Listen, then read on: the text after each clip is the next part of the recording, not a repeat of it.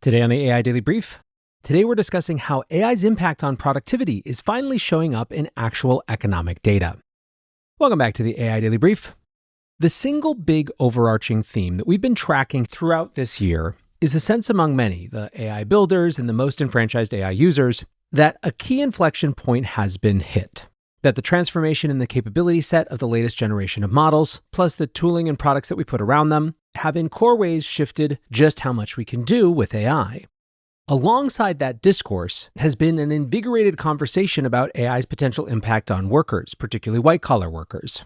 There are some, like Andrew Yang, who have long beat this drum, who are now getting even louder. A week ago, Yang wrote about the market's reaction to Anthropic releasing plugins for functions like legal, finance, sales, and marketing, and this week he paired it with a new piece called The End of the Office. He wrote, "Someone in my family had AI program a website for them this week. It completed in minutes what used to take a designer or a firm days of work. How many roles essentially consist of processing information and then presenting it to someone to make a decision? Now, not only the process and report will be automated, but perhaps the decision as well. This will result in the great disemboweling of white-collar jobs." Now, it's not as though the job displacement conversation has ever been far from view when it comes to AI, and throughout 2025, it did accelerate at least a little bit.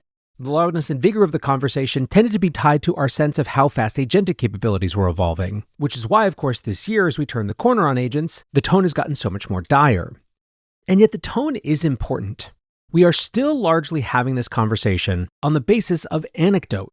It's Andrew Yang talking about his family building something that they would have had to hire someone for before and extrapolating that out to everything. The more urgent the conversation gets, the more important it becomes to move out of this paradigm of anecdotes and suppositions and theories and into the realm of actual evidence. One of the early attempts to quantify AI labor disruption came from the Yale Budget Lab and the Stanford Digital Economy Lab last August. The study was called Canaries in the Coal Mine and sought to map changes in hiring practices across different sectors to their exposure to AI disruption. Now, the study had a lot of problems, which I covered in detail at the time.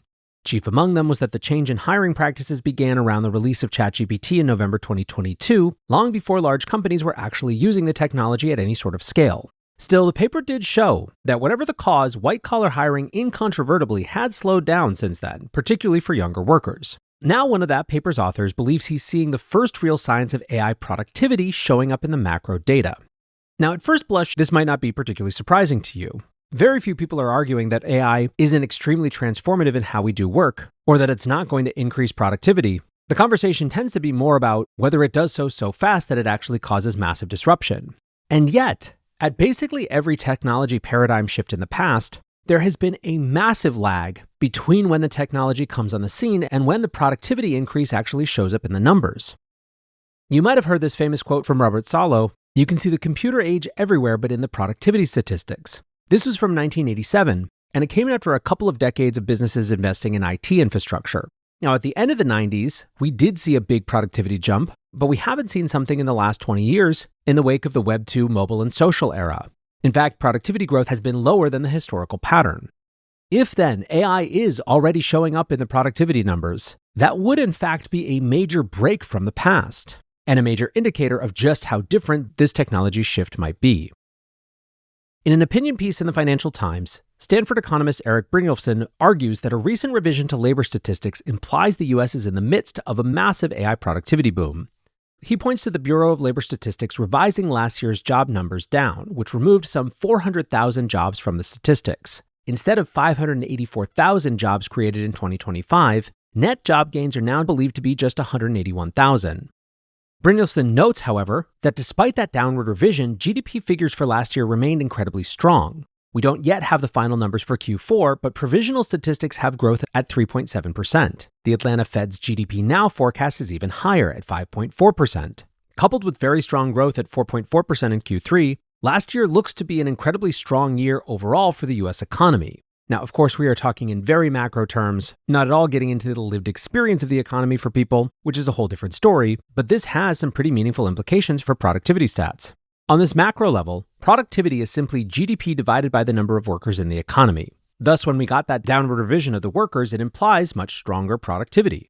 Brynjolfsson estimates that last year's productivity growth will come in at 2.7%, which is almost double the average pace over the past decade. According to Brynjolfsson, this shift in the data would solve the conundrum put by Apollo chief economist Torsten Slok, who wrote in a weekend note referencing that same quote that I did, AI is everywhere except in the incoming macroeconomic data. Slok added, maybe there is a J-curve effect for AI where it takes time for AI to show up in the macro data. Maybe not. This J-curve idea actually featured prominently in Brynjolfsson's research over the past year, and he believes that we may now be reaching an inflection point. In a paper from all the way back in October of 2018, Brynjolfsson and his colleagues wrote about the productivity J-curve. Hilariously, the abstract of the paper focuses on general-purpose technologies, or as they put the acronym, GPTs. Yes, indeed, this was when the vast majority of people had never heard of OpenAI, much less interacted with one of their GPT models. In any case, Brynjolfsson and his colleagues write in the paper, general-purpose technologies such as AI enable and require significant complementary investments, including co-invention of new processes, products, business models, and human capital. These complementary investments are often intangible and poorly measured in the national accounts, even when they create valuable assets for the firm. We develop a model that shows how this leads to an underestimation of productivity growth in the early years of a new general-purpose technology, and how later, when the benefits of intangible investments are harvested, productivity growth will be overestimated. In his piece this week for the Financial Times, he harkens back to this, saying, general-purpose technologies from the steam engine to the computer do not deliver immediate gain. During this phase, measured productivity is suppressed as resources are diverted to investments. The updated 2025 US data suggests we are now transitioning out of this investment phase into a harvest phase where those earlier efforts begin to manifest as measurable output. Brynjolfsson pointed to the slowdown in hiring for AI-exposed industries from his prior work as further proof of this phenomenon. He concluded, we are transitioning from an era of AI experimentation to one of structural utility. We must now focus on understanding its precise mechanics. The productivity revival is not just an indicator of the power of AI. It is a wake-up call to focus on the coming economic transformation. One of the things that I expect that you'll see a lot, especially as people get louder about their assertions about how powerful AI has become, is that the chorus of people who want to say it's actually not all that good, and everyone who says different is just a hype boy, will get even louder. Sometimes those voices will come from people who get paid for making speeches and being the one token AI skeptic on the panel, but sometimes there'll be folks like the Apollo chief economist Torsten Slok. What Eric Brynjolfsson then is arguing is that if this productivity enhancement is really showing up in the data, it undercuts a big part of those skeptical arguments. And it's not just Eric. Many other economic commentators share this read on the data. As soon as the jobs revision hit, economic opinion writer Noah Smith commented, this means there's actually a huge productivity boom underway, by the way. It's AI. Alex Emas, a professor at the University of Chicago, referenced an article he wrote in late January, which said, bottleneck tasks will slow down the emergence of AI gains in the aggregate data, but organizational restructuring, training, and improvement in tools will reveal the productivity impact sooner rather than later. After seeing these latest numbers, he commented, I guess sooner came pretty quickly.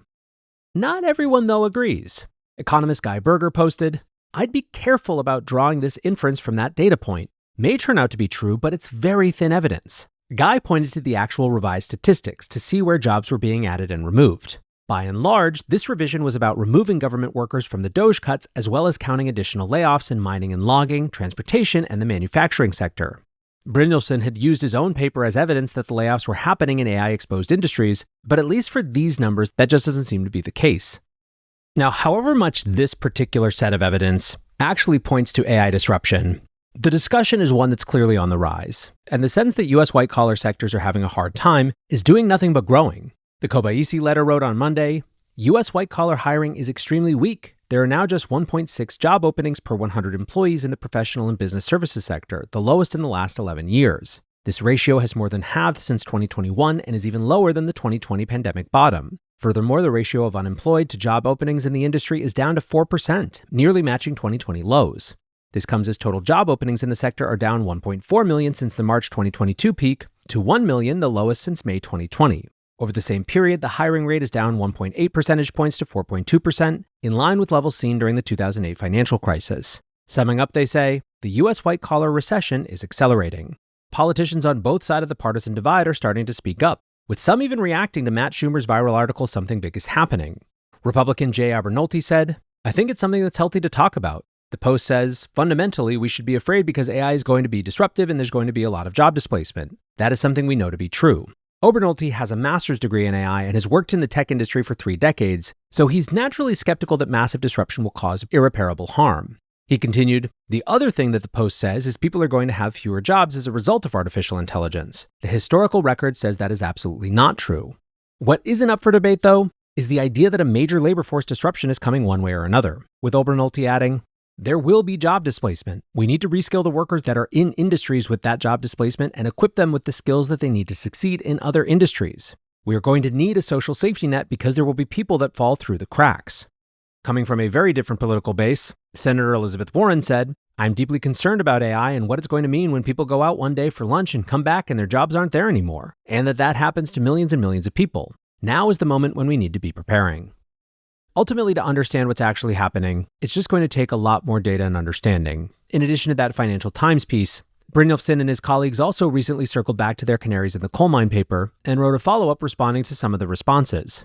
Brynjolfsson tweeted, "Since our paper, there has been an explosion of research seeking to assess the relationship between AI and employment, specifically for early career workers in highly exposed occupations, where we found some of the most striking effects. While several studies have confirmed our initial findings, others have raised questions in two areas in particular. One, can the sharp increase in interest rates in 2022 explain the employment effects we observed better than AI exposure? Two, is the overall timing of the employment effects consistent with AI exposure?" They said in a follow-up note that in brief they find that, one, while interest rates affect overall employment, existing evidence does not suggest they are a good explanation for the disproportionate decline in entry-level hiring in AI-exposed occupations. Two, they said, "We do find suggestive evidence that when you include the broadest set of controls, the timing of the employment decline in AI-exposed occupations becomes significant only in 2024. Some of the earlier declines are likely due to a combination of factors, not just AI." No one right now can claim to fully understand everything that's happening. But I'm encouraged that as we head early into 2026, we're seeing more work like the Haas AI study that found that people using AI actually spent more time on task, and that Brookings research that we talked about a few weeks ago that looked not just at which jobs were most likely to be disrupted, but which workers had the best capacity to adapt to displacement. At the end of the day, whether you are pessimistic or optimistic, and obviously you know which side of that I fall on, change is not only coming, it is here. Navigating it well is going to take everything we've got. And for now, that is going to do it for today's AI Daily Brief. Appreciate you listening or watching as always, and until next time, peace